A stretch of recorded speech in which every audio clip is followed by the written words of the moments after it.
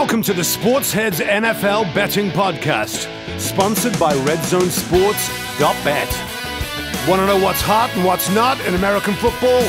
Join me, Tony Fennell, and my co-host, John Stone, as we break down every game this week.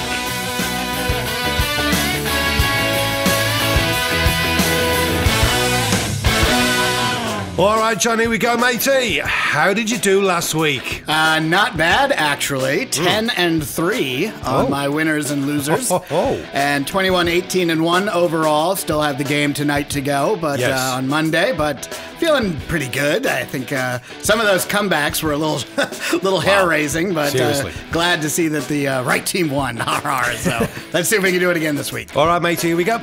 Week 11, Game 1, Tennessee Titans at the Pittsburgh Steelers. Week 10 saw Marcus Mariota throw a touchdown pass with 36 seconds to go and help Tennessee rally to beat the Bengals 24-20 for their fourth consecutive win. Yep. It's the longest winning streak the Titans have had since winning 5 straight in 2009. Now sitting at 6-3, the Titans are starting to look and play like a team that's playoff bound. Yeah. Right, what can you say about the Steelers, mate? Wow.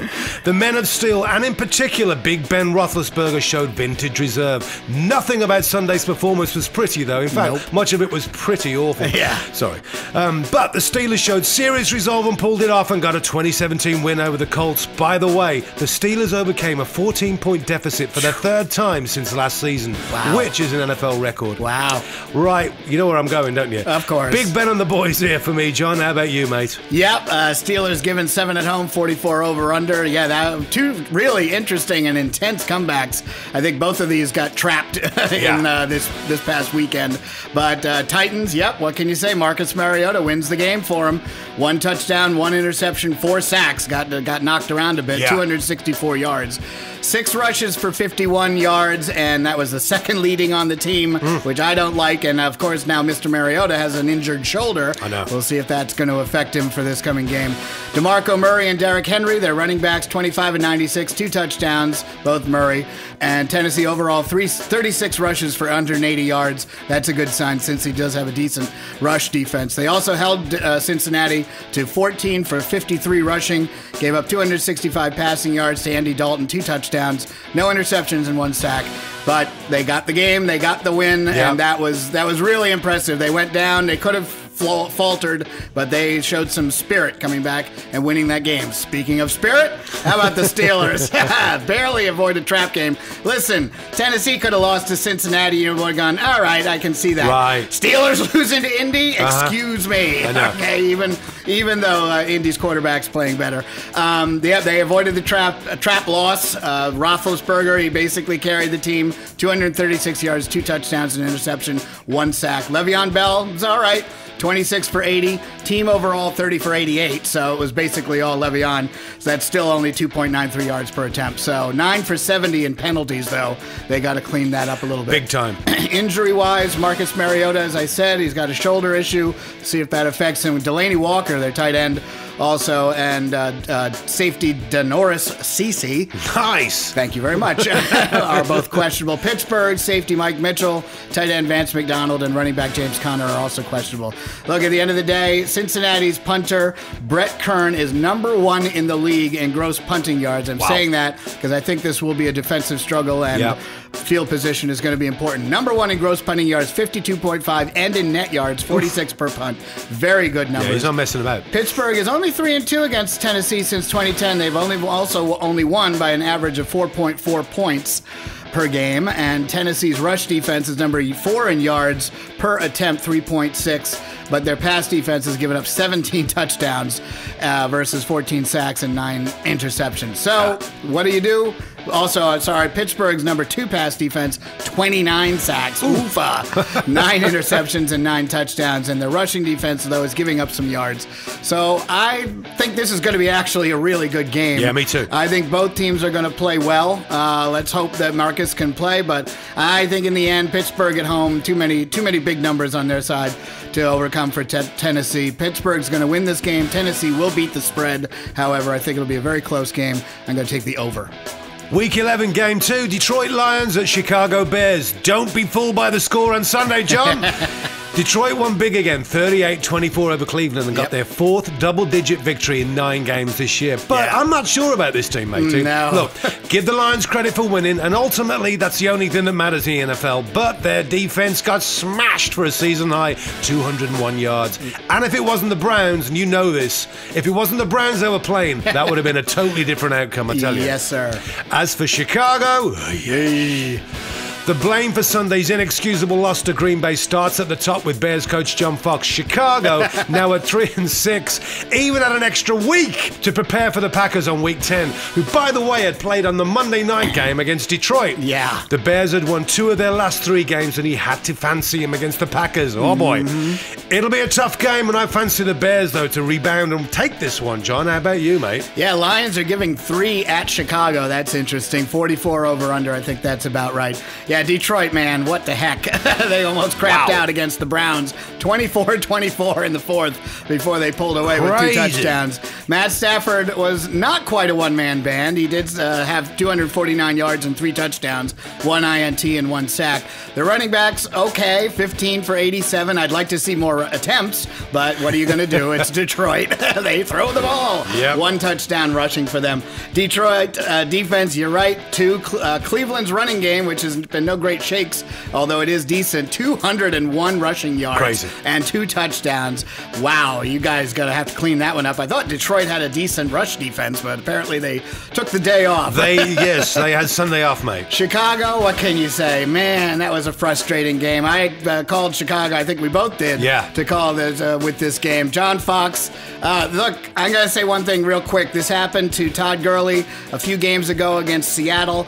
Running backs, just go out of bounds. 2-yard line, 3-yard line. You still have a real shot at scoring. This diving for the pylon. This is the 2nd time now that a ball has hit the pylon, fallen out of the guy's hands, and turns into a turnover. So you really, and poor John Fox. It's rookie mistake stuff. You know? He can't do anything right. No. He's like, no, we have to challenge this, and then it turns into a turnover instead of just having it at the 3.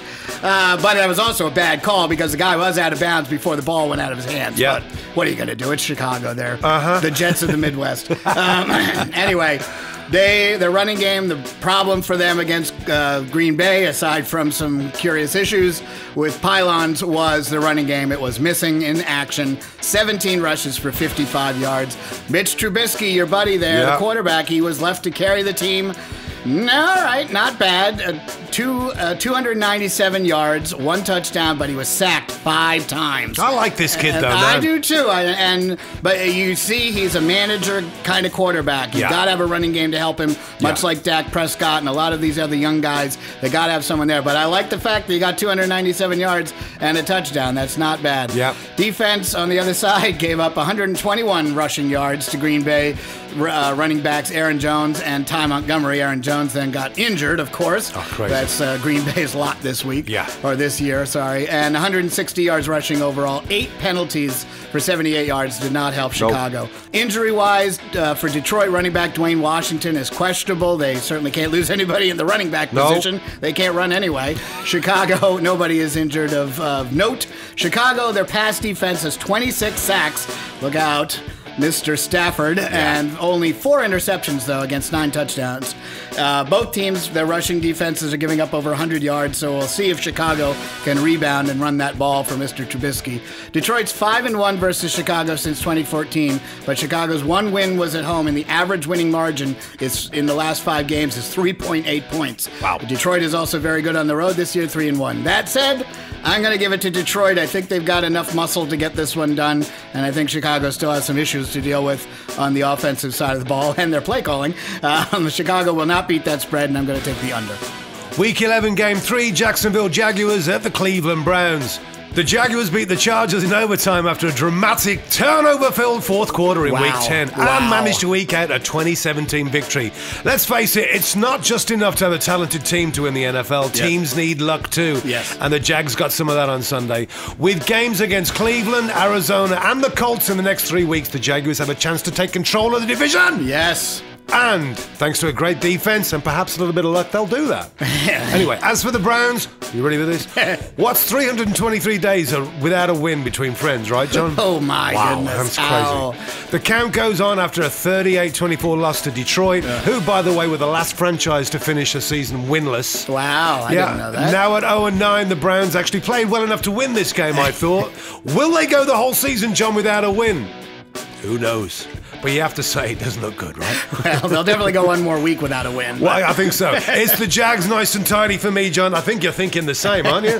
Hey, Jaguars given 7 on the road. Vegas agrees. 38 over-under. That's kind of low even for these two teams, considering that Cleveland doesn't play very much defense, but Jacksonville doesn't play very much offense. So, yeah, what are you going to say? I was sitting there cursing at the TV saying, you damn Hides. Yeah. Instead of Jacksonville, Hyde showed up again against the Chargers, but then they managed to pull it out. And to be honest, the Chargers showed why they are under 500. They made some real bonehead plays and penalties for themselves to really screw that game up. But Bortles, 28 of 51. Ugh, nobody wants to see that. No. Rodney Harrison last night on NBC's coverage was saying, I don't ever want to see Blake Bortles throw it 51 times. That should be 3 games, 51 total attempts. 273 yards, 1 touchdown, 2 interceptions in the second half, which is what caused that game to be as hairy as it was in the fourth Bizarre quarter. turnaround, and right? 3 sacks, exactly. Jacksonville, 27 of 135 rushing, so that's interesting that Bortles threw it so much, but I guess it was because their main running back, Leonard Fournette, only 17 for 33, 1.94 yards per carry. Ouch. No touchdowns for the first time all year. Really interesting. Also, 9 penalties for 106 yards. Didn't help Jacksonville's cause, but they did pull it out. Cleveland, man, boy, you got a feel for this team. Now that San Francisco's won, I think we should all focus on helping Cleveland win a game this year. I so want it for them. I man. mean, and they almost had it. Just to see like something other than depression in that town and for that team, it's really tough. Yeah. Had the win in hand against the Lions. Were up by 7 in the fourth, and then just fell apart as they do. Yeah. They sacked Matthew Stafford 4 times, but then gave up 3 touchdowns, passing touchdowns, and 15 for 87 to a Detroit team that does not rush the ball well. 2 running backs for them. Cleveland's running backs, however, this is, again, the lone bright spot. Their running back by committee was terrific. 26 rushes, 144 yards, and a touchdown. Cleveland overall, their running backs were terrific. 26 for 144 and a touchdown. Cleveland overall, 33 rushes for 201 yards and 2 touchdowns. That's a good sign. If they can build around that, I think they do have a shot at winning a game at some point down the road, especially in those winter games when the ball's not going to be like a rock when you try and throw it. After going up 24-17 in the third quarter, 3 straight 3-and-outs and an interception ended their day. So that's it's just them shooting themselves in the foot. Are we going to win this? They were looking at each other saying, are we going to win? Really? Somebody's got to win, I guess, unless it's a tie. Jacksonville, injuries, holes at wide receiver. Long snapper Matt Overton is questionable. That was a bit of an issue for them. They were able to win despite not having him there to hike the ball for those winning field goal. Cleveland linebacker Jamie Collins and offensive tackle Sean Coleman are questionable. Cleveland has a very good rush defense in yards, number 4 in the league, 86.4 yards per game, and Jacksonville's passing defense is number 1 in yards with 35 sacks, 11 interceptions, and 6 touchdowns. Their defense, rush defense, Jacksonville, however, is giving up 120.7. So again, Cleveland, run that ball. Yep. That said, Jacksonville's going to win this game. Cleveland will beat that spread. I think that's a little high. I think this will be a very low scoring game. At least you get some brownie points for that. And I'm going to take the under. Week 11, Game 4, Baltimore Ravens at the Green Bay Packers. The Ravens may not look like a playoff team, but the way this season's going, you got to say they're still in the mix, matey. Sure. At 4-5 to reach 10 wins, the Ravens are going to have to go 6-1 the rest of the way. Now, even the most optimistic Ravens fan will be hard-pressed to project that. However, winning 5 of their last games may still be good enough for a playoff spot. Right, Green Bay, you ready for this? The injuries just keep stacking up. The Packers may have lost even more key players due to injury during Sunday's 23-16 victory over the Bears. Even quarterback Brett Hundley pulled a hamstring over the victory. I mean, seriously, John, we've got to talk about injuries at some point during this podcast because it is insane. Absolutely. At 5-4, they're still in the hunt. But will they have any players to finish the season with? That's a good question. Anyway, I'm being serious. It's insane. No, anyway, right. This is trouble. Yeah. I'm going to take a punt here. I see the Ravens taking this on the road, yes? Interesting. Yeah, well, they're giving 2.5 on the road. So Vegas feels confident in their chances as well. 38.5 over-under. Another very low over-under. Interesting. Yeah. They had a bye week last week. Baltimore did. Their last game was a 23-20 loss at the Titans. Just some overall numbers for them. Baltimore's rushing D is giving up 125.9 yards per game. If there's a running back available for Green Bay, that could be a good sign for them. Their passing offense is last in yards. This is Baltimore.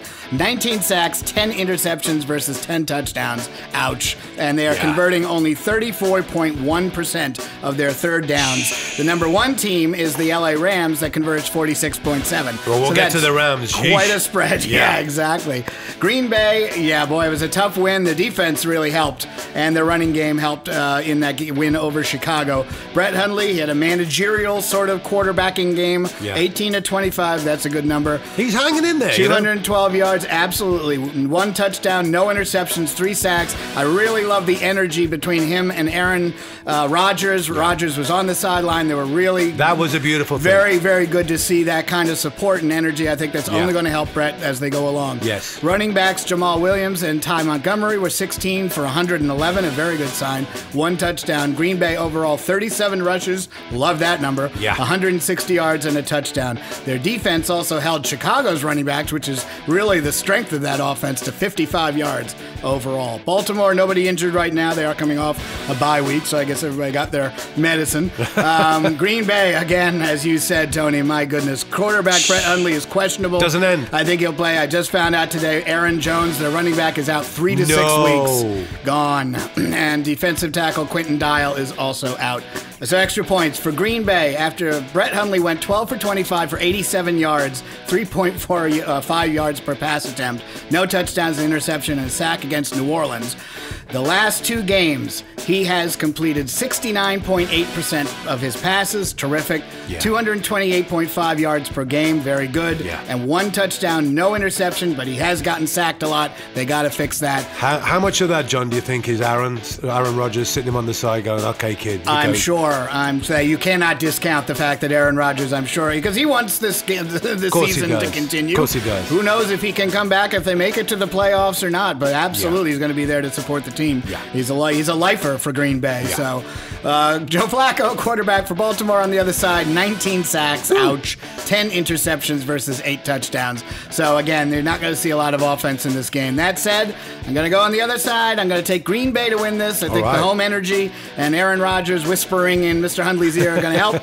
Green Bay will beat that spread, obviously, and I'm going to take the under. Week 11, Game 5, Tampa Bay Buccaneers at Miami Dolphins. Oh, it's the Florida Showdown, John. It was another quiet first half in Week 10 for the Buccaneers, and luckily for them, it was also quiet for the New York Jets. Oh, my. Led by a hustling defense that produced a season-high 6 sacks, the Buccaneers defeated the Jets 15-10 and ended, and this is the big one, a 5-game losing streak. Look, it wasn't pretty, but they're getting it done, and that's what counts. The Dolphins, well, quarterback Jay Cutler's on a 2-game hot streak, entering tonight. We're recording this tonight on a Monday, by the way. Entering tonight's game, the question is whether Cutler can continue this winning streak and lead the Dolphins into another win or two. Currently at 4-4, if they beat the Panthers tonight, the Monday night game, they would go into Sunday's game 5-4, and that would be huge. Yes, sir. So, in this Florida Showdown, I'm picking the Dolphins! Yes! For a home victory. How about you, John? Vegas likes what you're saying. Mine given 2.5 at home. There's no over-under yet on this game since Miami hasn't played yet. Tampa Bay, they did rely on their defense to eke out an ugly win over the Jets at home. I watched the game. It was useless. It was horrible. Brutal. Running backs for New York Jets were held to 19 rushes for 56 yards. That's not a good thing. And until the last New York Jets drive, Tampa Bay held them to 205 total yards, 5 3-and-outs, 3 points, and 2 turnovers. That is a defensive domination of a weak offense. Quarterback Ryan Fitzpatrick had a managerial sort of game. Oh, he loved it too. I mean, his old nemesis, the Giants, back the at Jets. The old guys, asking him after, so do you like getting back at him? He said, I'm too old for that. Yeah, right. You're never too old for revenge. 17 of 34, Mr. Fitzpatrick, 184 yards, 1 TD, 1 interception, 1 sack. Running back by committee was actually decent for Tampa Bay. They can't run the ball to save their lives. 31 for 90, still only around 3 yards, but I love the 31 rushes. A good sign for them. Miami's playing tonight, as we've said. Their offense, however, just some general numbers, last in yards in the league, and they are averaging 14.5 points per game. Go, Mr. Cutler, throw that ball. Their rushing defense, however, which is really the only reason they're even in the playoff hunt, if you can call it that. Their rushing defense, number 4 in yards, number 5 in passing yards, 16 sacks, 3 interceptions versus 12 touchdowns. Not too shabby. So they're going to rely on that defense to hold this game close. Nobody out for Tampa Bay, which is surprising. Some questionables on defense for Miami. This will be a defensive struggle. Miami is 9 of 10 field goals this year. That is last in attempts in the league.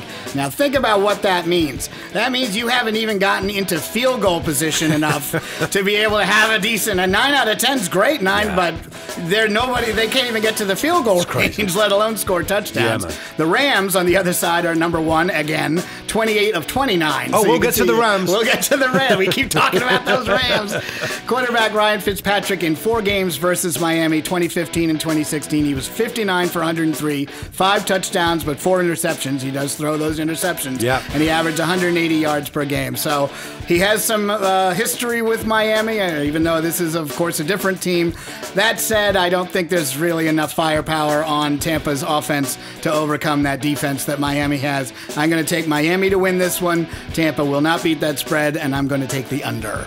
Week 11, Game 6. Here we go, John. Yes, Los sir. Angeles Rams. Yeah, baby. Against the Minnesota Vikings. Check this out. The Rams are 7-2 for the first time since 2001. Wow. And in a division that is crumbling under the weight of injuries to Carson Palmer, David Johnson, Richard Sherman, they got a real shot here. Oh, yeah. In their last 3 games, they've outscored the Arizona Cardinals, the New York Giants, and the Texans by a combined 93 points. These boys are in it to win it, and I see them and Jared Goff making a serious run at the playoffs. With the Vikings, they're now sitting at 7-2. They scored 21 straight points at Washington to smash their way to a 38-30 win over the Redskins, and importantly, keep a 2-game lead in the NFC North. The Vikings also won their 5th in a row, and even with Teddy Bridgewater waiting in the wings, Case Keenum held his own and got the victory. Yes, sir. With both teams on 7-2, this one is a tough call, brother.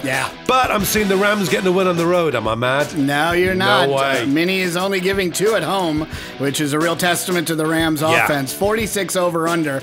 Rams, what can you say? They cruised over Houston. Of course, that's not that hard to do with Tom Savage as their quarterback. Houston's, that is. Quarterback Jared Goff, 339 yards, 3 touchdowns, no interceptions, and 3 sacks. Running back by committee, which was interesting to see. 25 rushes for 104 yards. Didn't really need him. Todd Gurley, their star running back, 11 for 68, 6 receptions for 68 yards as well. So even Steven on both sides, catching and running the ball. Defense held Houston's rushing, which is their only strength, to 25 for 89. They also had 2 interceptions and 3 sacks against Tom Savage. Minnesota, they looked great at Washington in that win. That was a statement win. Washington is a very hard place to play and win, no matter how Washington is playing. So it's a good sign for them. Case Keenum, terrific. 21 of 29, 304 yards, 4 touchdowns, 2 INTs, which helped Washington get back in the game a little bit, but no sacks. Very good. Quick question, John, before you give me... If Bridgewater's fit next year, what do? You're going to sit Keenum down and go, you were great last year, and thank you. And they've been talking about this. Bridgewater has not played in 2 years. And, I know he was good, but we also had Bradford, who was decent. And you've got Keenum now, who's decent. No team wants to have 3 quarterbacks. And there are a lot of teams that need them. So maybe you can trade for my point, a key running back, or you can play. There's a lot. It's an embarrassment of riches if you can get those players. But that injury to Teddy Bridgewater was very bad. And that's one of those things that you always have to worry every time he puts his leg down. Is that going to happen to him again? Very good point. You do have to keep that in mind as well. But right now, Case Keenum is kicking butt. And their running game is also decent. Latavius Murray and Jerick McKinnon, 27 rushes for 100 yards and a touchdown against Washington's pretty good rush defense. Their D did give up 394 yards to Washington's offense, which is 100 over their average. But in the end, they did pull it out, and that was a very, very good win. Injury-wise, Rams wide receiver Sammy Watkins is questionable. They do have some holes on the offensive line. Minnesota has a very good defensive line, and they have a lot of sacks, so you're going to have to watch out there, Mr. Goff. Yeah.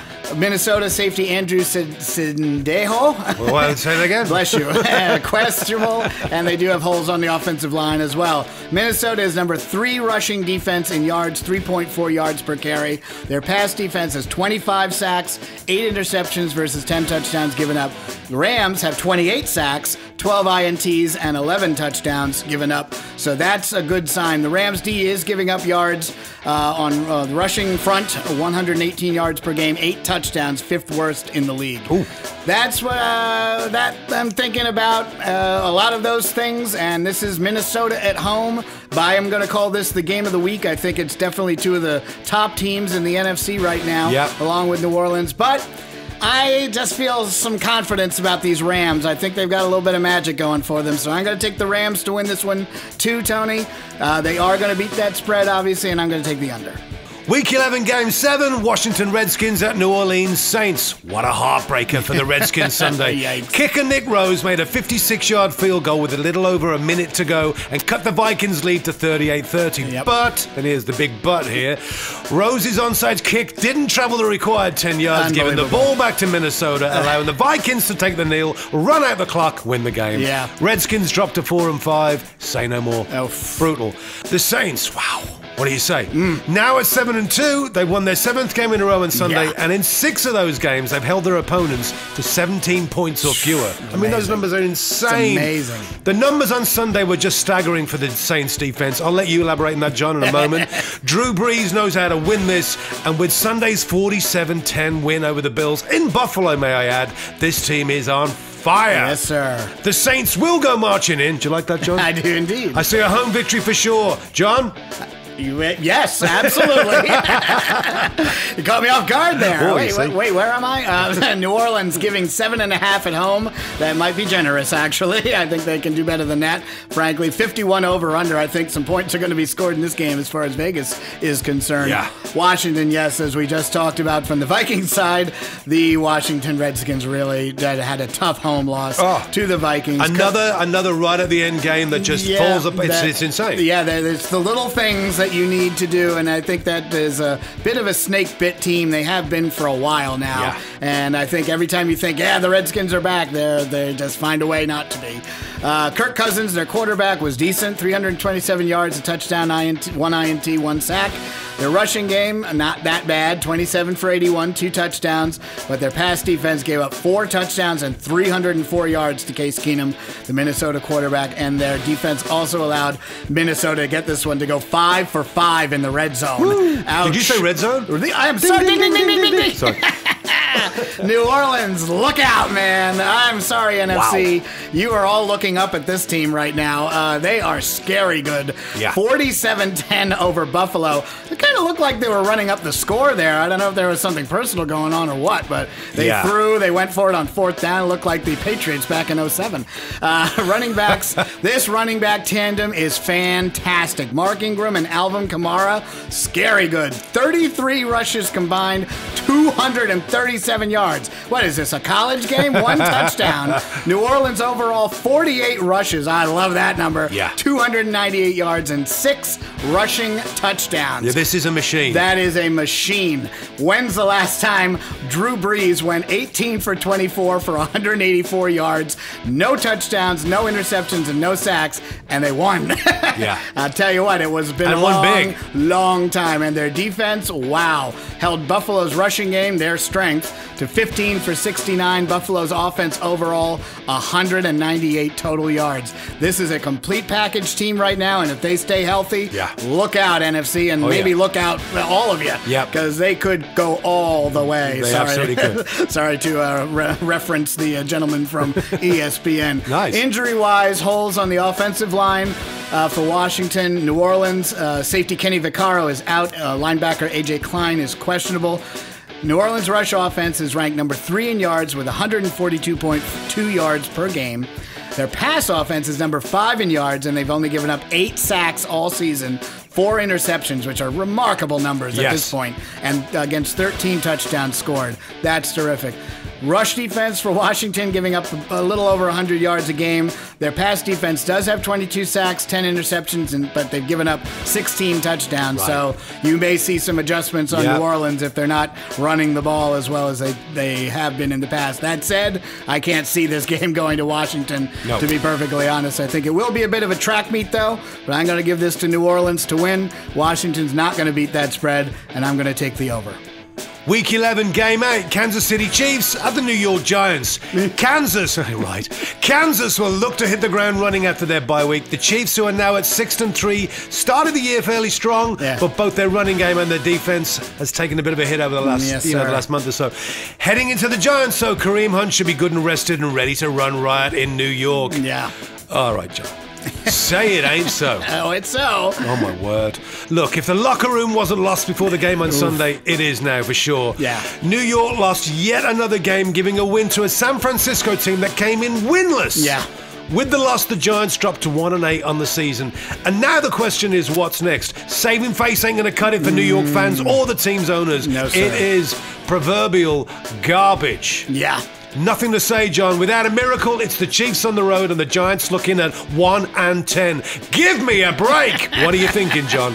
Kansas City is giving 11 points at Giants home field. That is unbelievable. Considering, as we just talked about, Kansas City's no great shakes right now. They got pretty much trounced by Dallas in their last game. So that's just a sign that basically everybody has given up on the Giants, including themselves.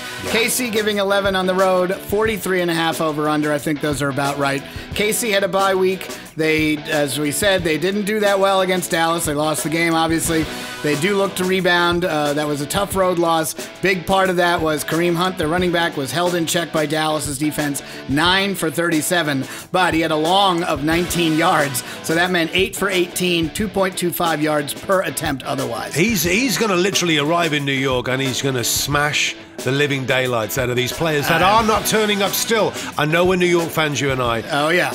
No one turned up Sunday. No. I mean, give me a break. No. Kareem Hunt must be sitting there licking his chops going, here we go. Well, and I would bet that the passing game, Alex Smith is also licking his chops because that pass defense is god-awful. Eli Manning, what can you say? He tried. He's maybe the only one doing anything there. And Evan Ingram and Orleans Darkwa, my buddy, they're also trying. But there are a lot of people that have checked out of this season for that team. He was decent. Eli Manning, 28 of 37, 273, 2 touchdowns, no interceptions. He was only sacked 3 times. That's actually good for them. Running back by committee was also decent. 23 rushes for 114 yards. Of course, San Francisco does not have a good defense, so you can expect that. But the Giants' defense was MIA again. The quarterback, C.J. Beathard for San Fran, 19 of 25, 288, 2 touchdowns, only 1 interception, no sacks. That is just indefensible. You see, the thing is with this team, and this is what roils me, it absolutely gets my back up here. It's your video resume. If you're not trying, the teams you're quote-unquote trying to impress are looking at you going, this guy doesn't give a rat's ass. Yeah. You know, and to me, it's criminal. Yeah. I'll step off my high horse now, but it's criminal.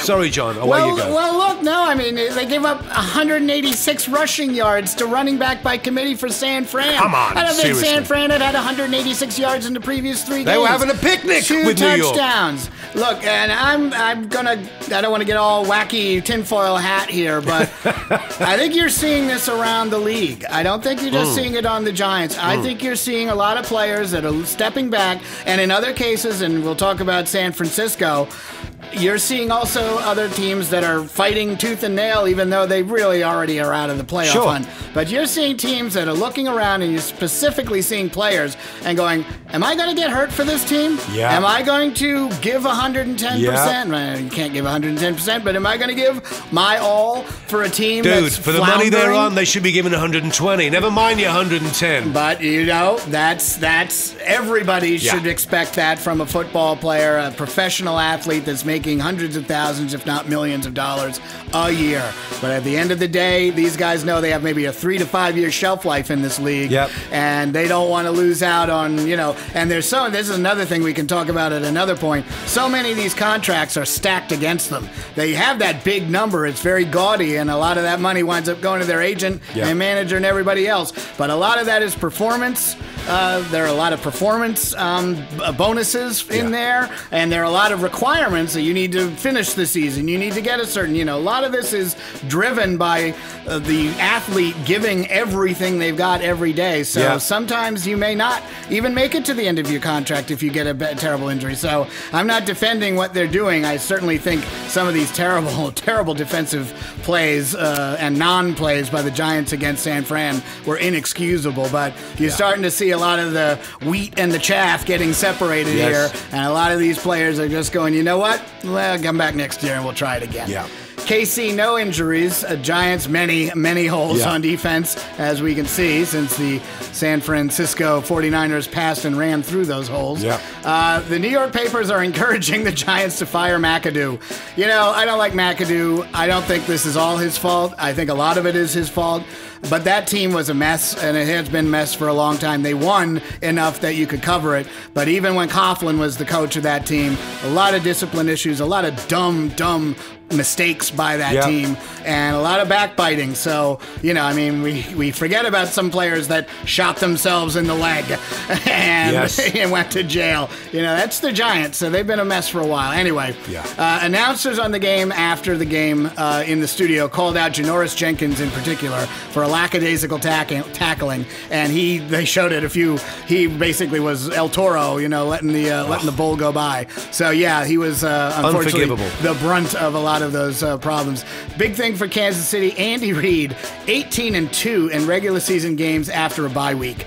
I don't think they really need that for themselves in this game, but I'm going to say KC wins this game. Giants will beat that spread. I think they have enough pride at home to at least keep it close, and KC's no great shakes on offense right now, and I'll take the over.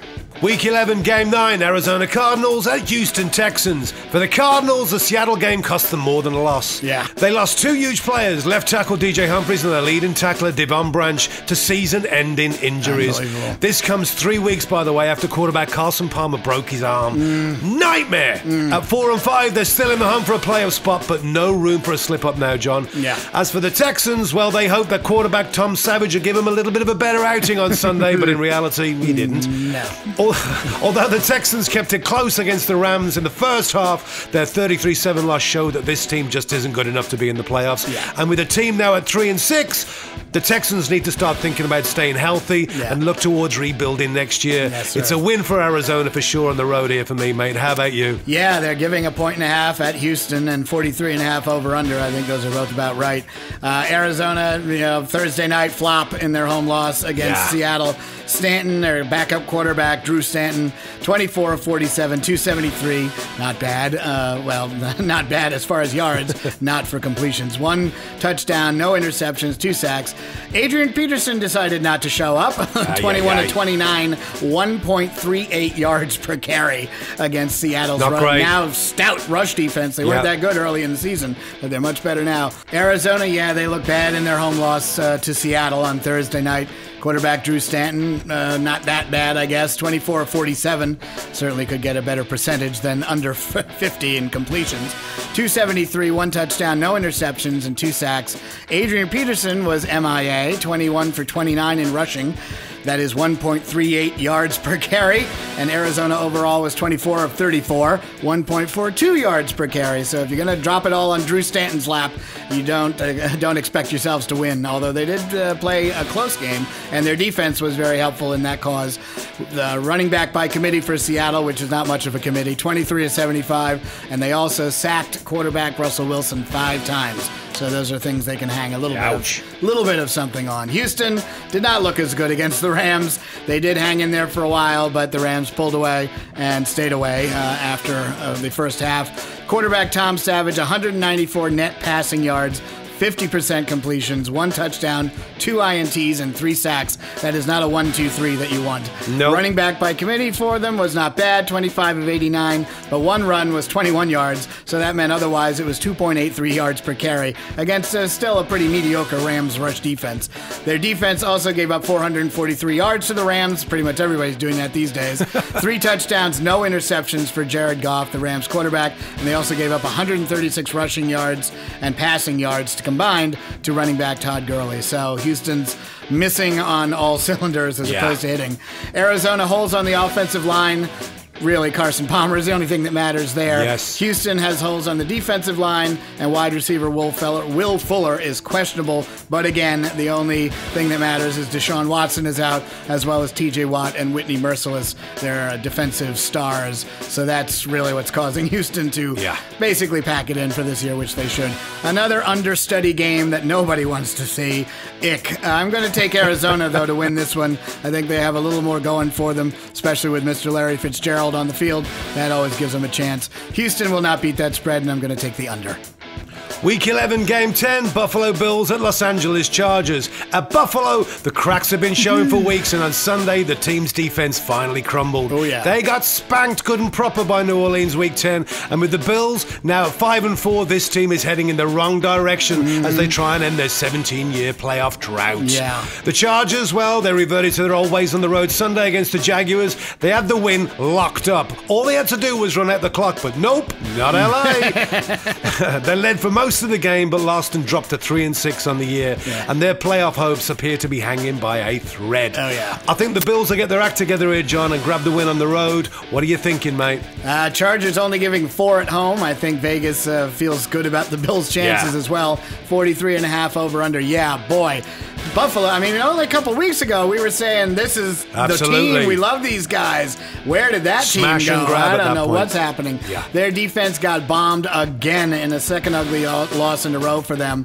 Defense gave up 482 yards, 298 rushing yards, and 47 points at home to New Orleans, which is a dome team. I know they're not, trapped in the dome, but that is saying something. Yeah. Their offense on the other side, anemic again, 69 yards rushing, 129 yards passing against New Orleans, very rapidly becoming a dominant defense. So that's maybe not that bad, but that's bad.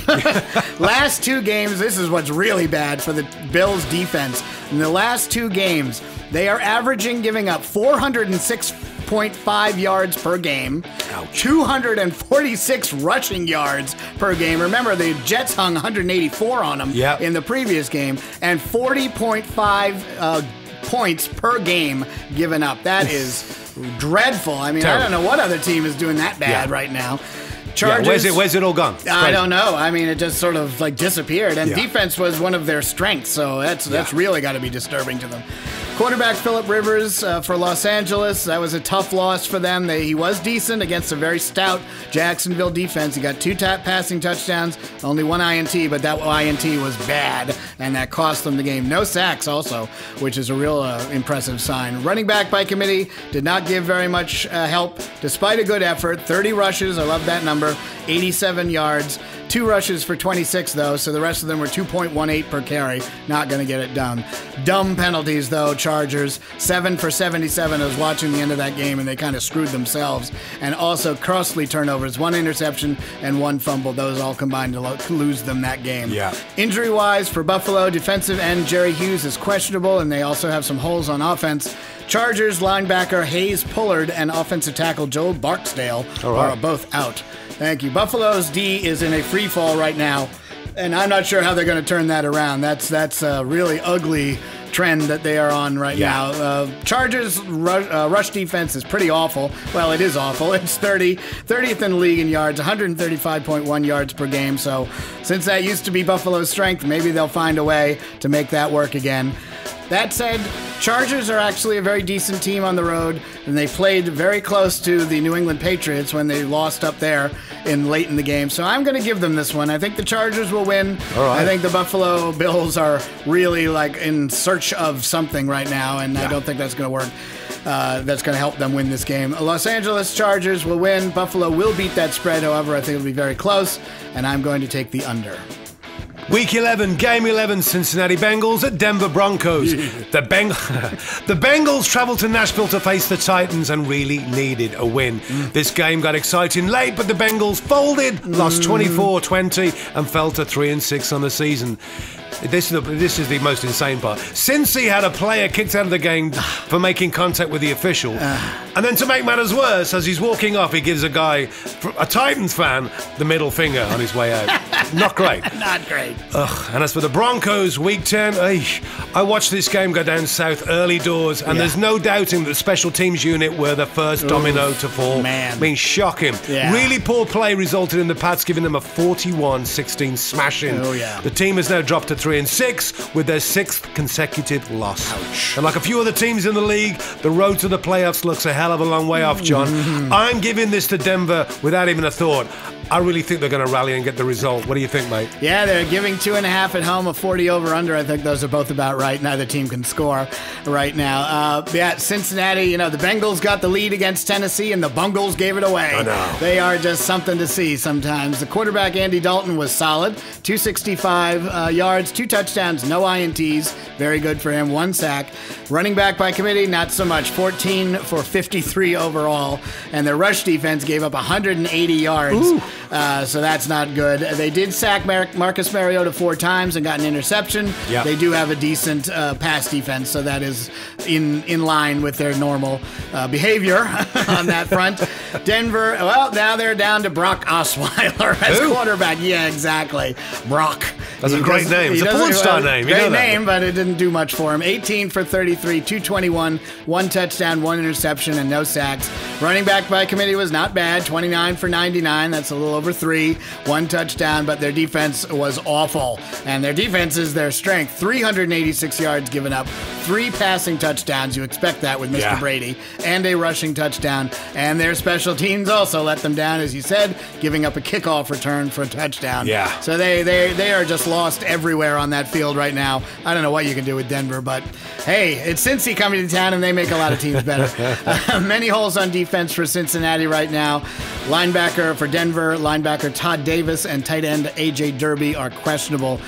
This is another installation of the Who Cares Bowl this season, but I'm going to say since someone has to win, I'm going to take Cincy to win this. Andy Dalton is definitely better than any quarterback that is on Denver, and I think he can throw the ball around and mix it up for them. They won't be able to run the ball, but they never can anyway. So I'm going to take Cincy to win. I'm going to say they beat that spread, and I'm going to take the over. Week 11, Game 12, New England Patriots at Oakland Raiders in Mexico City. Olé! Oh, sorry, we had to. Oakland needed to regroup going into their bye week, and if they're going to make the playoffs this season, they need to go on some kind of run. To do that, they're going to have to start playing defense, mate. The Raiders are now up 4-5 and have been a major disappointment, really, this season. And let's face it, they've struggled all season defensively. New England, their 41-16 spanking of the Broncos wasn't just notable as Brady's record-setting 86th road victory. Unbelievable. Which, by the way, breaks a tie with Peyton Manning in Peyton's house, of course. Of course. Anyway, it showed that this team, and in particular Brady, are in it to win it like never before. Yes, sir. Just this week, the Patriots welcomed back Martellus Bennett from the Packers, and within minutes, Bennett caught a pass, galloped down the sideline for a gain of 27. Look, New England finds ways how to fit pieces into its offense so simple and makes it look seamless. I see 8-2 for the Pats and a win on the road. How about you, John? Yeah, giving 5.5 in Mexico City. Olé! 50 over under. That should be interesting game. I think there will be some points scored for sure, so that's about right. Yeah, what do you say? Brady and co. keep on keeping on. They win over Denver. Big Brady. terrific, 25 of 34. He looks 25. Never mind 25. Really, I know. Nightmare for the rest of the league. Only 266 yards. Didn't really need him. Yeah. 3 touchdowns, no interceptions, 1 sack. Running back by committee, 29 for 99. Not bad. 1 TD. Only a long of 9, so those were consistent yards for them. That's a good sign. Kick returner, Dion Lewis, 103 yards kickoff return. Now, just a little bit of a callback to what we were talking about earlier about players quitting. Yeah. This Martellus Bennett, this guy's a jerk, all right? He's going to go and get his shoulder or whatever it was. I don't remember what his injury was. He's like, he gave up on, as soon as Rodgers was gone, it's like, well, you know what? I don't feel well. And so they were like, all right, well, we're going to let you go. You're not going to perform. You have an injury and you're refusing to play. We're going to let you go. Guy shows up in New England. Is he still going to get his arm work done? No. He's going to start playing football again. They got special doctors in New England. Bull. Crap. Bull. We're going to get an air horn for that one because a lot of that's going on. So I'm just a little annoyed that happened. But good call, brother. What are you going to do, right? Oakland, bye week last week. They're going to come back on that. Oakland eked out a win the week before against Miami on Sunday night. Derek Carr was solid, 21 of 30, 300 yards, 1 touchdown, 1 INT, 1 sack. It's good to see ones in those columns. Running back by committee for Oakland was decent against a solid Miami rush D. 27 for 84, 2 touchdowns, not bad. Pass defense did give up 311 yards. They don't have much of a pass defense, obviously. 3 touchdowns to Jay Cutler. That may have been his entire season right there. 18 for 86 to running back by committee for Miami, who has no running backs left. Injury-wise, Chris Hogan is still out for New England, and they do have some holes on the D-line and in the secondary. Nobody's out for Oakland. Interesting little factoids here. Yes, sir. New England's defense went from 31-plus points given up per game in September to 18 points per game given up in October. Wow. You want to talk about turning that around? That's a great sign. Rob Patricia, good job there, buddy. New England's second week in a row. This is an interesting one. Second week in a row that they're going to play a high-altitude game. Yes. Played in Denver, and now they're down in Mexico City. I'm curious to see what that does to them. Yeah. Because that's a lot of different, especially when you talk about playing in New England. Well, the other thing is as well that the whole team actually will be on the road together in hotels for a couple of weeks. That's either going to work or not. Oh, yes. We'll see what kind of team comes out from that, what effect that has. That said, it's going to take more than thin air to stop the New England Patriots. They're just going to throw the ball more and run the ball more. New England will win this game. They will beat that spread, and I'm going to take the over. Week 11, Game 13, Philadelphia Eagles at Dallas Cowboys. All right, it's now time to accept that the Eagles can beat any team in the NFL. I'd go as far as to say they are the team to beat. Wow. Not the Rams, not the Pats, or the Seahawks. This team will not lie down, and surely this is the best opportunity they've ever had to win a Super Bowl. At 8-1, and with Carson Wentz and Doug Peterson rested, expect them to come out of the gate running. Yes. The old saying goes, John, you don't know what you got till it's gone, and he's gone. Finally, for a while. Right. For Dallas losing to Atlanta Week 10, 27-7 was a stark reminder of what happens when you're missing some of your best players. Running back Elliott, obviously due to suspension, and left tackle Tyron Smith were missing, and it showed. Yes. I think Dallas have a world of hurt in front of them, but quarterback Dak Prescott, I think this kid's a star, and if they can rally around him, all is not lost. That being said, it's got to be the Eagles for me, John. No team is safe when playing Philly. John? You got to be scared about this team, too. Between them and New Orleans, it's they stole all the good players and crazy. And put them into a great system on both fronts. Philly, coming off a bye week, they are the top Super Bowl contender right now after a string of dominating wins. Carson Wentz, their quarterback, what can you say? He is a rock star. 23 touchdowns against 5 INTs. That are Drew Brees numbers, and even Drew doesn't have those. No. But he does have too many sacks, 23. They've got to clean that up if they're going to keep him healthy for the rest of this run. Running back by committee average 136.8 yards per game, number 4 in yards in the league. But Carson Wentz is their number 2 rusher, which is not a good sign. No. You have to be able to get your running game working independently of your quarterback, or he's going to take a clobber and he's not going to be there for you. Philly's rush defense, number 1 in yards, 3.6 yards per carry, 66.4 yards per game, and their pass defense has 25 sacks, 11 INTs, and 14 touchdowns given up against that. They ain't playing. Woofa. Dallas, boy, talk about it. Two teams without running back Ezekiel Elliott and the other injuries they have in their loss to Atlanta. Running back Alfred Morris, who is, as I call him, Easy E's replacement, 11 for 53, not so great. And then one of those rushes was for 20, so that meant he had 3 yards per carry otherwise. Dak Prescott paid the penalty for that.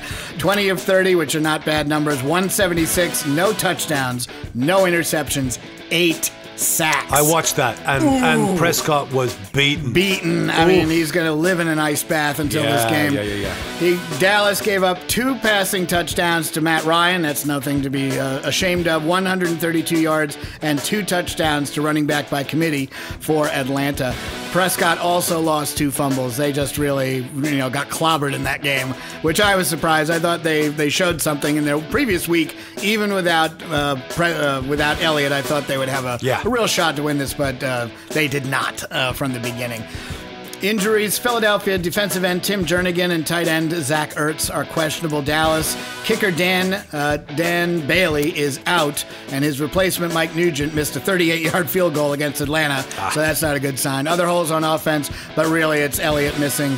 And there are issues on offensive line that are really going to hurt them. Philly is similar in style to Kansas City, which Dallas did beat a few weeks ago, but they have too much firepower on defense for Dallas to compete. I think this is a real big sign here as well. The game against Kansas City for Dallas, Elliott 27 for 93. The game against Atlanta, Morris 11 for 53 running. Kansas City, Prescott, 244 yards, 2 touchdowns, and 1 sack as quarterback. Against Atlanta, 126 yards, no touchdowns, and 8 sacks. KC, they scored 28. Atlanta, they score 7. That's really all you need to see. They're going to have to come up with a really holistic change to that offensive scheme, or they may not win another game for a few weeks now. That said, I definitely don't think they're winning this one, even though they'll be at home and have some energy from that crowd. Philly's going to win this game. Dallas does not beat that spread. I'm taking the under.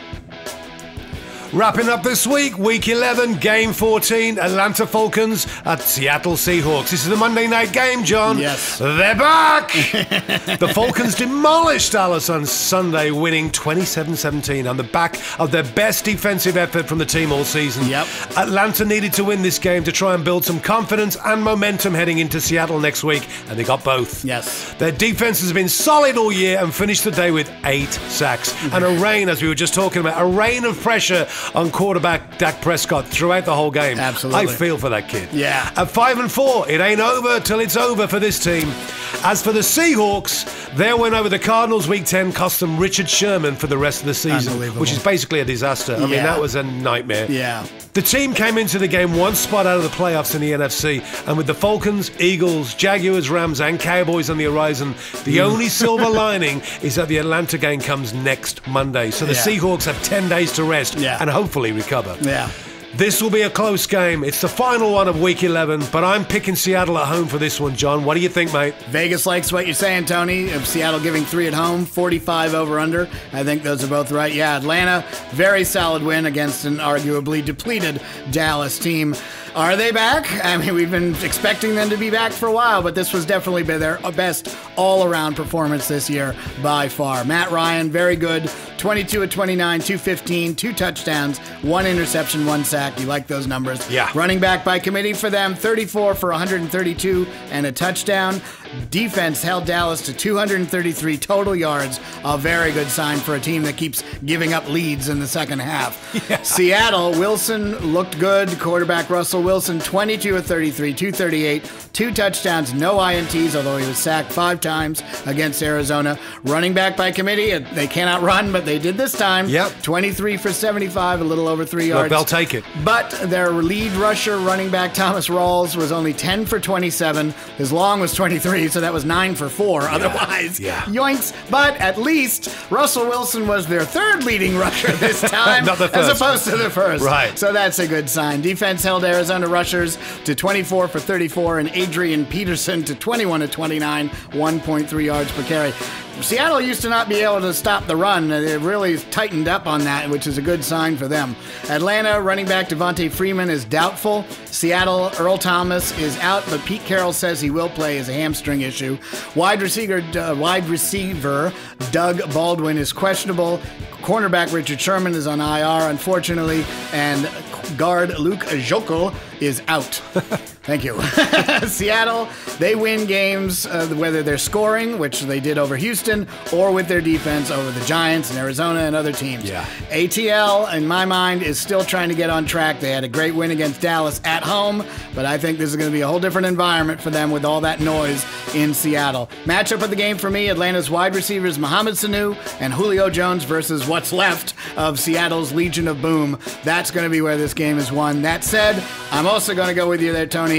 Seattle will win this game. ATL does not beat that spread, and I'm taking the under. All right, John, that's our wrap-up of Week 11. See you all next week.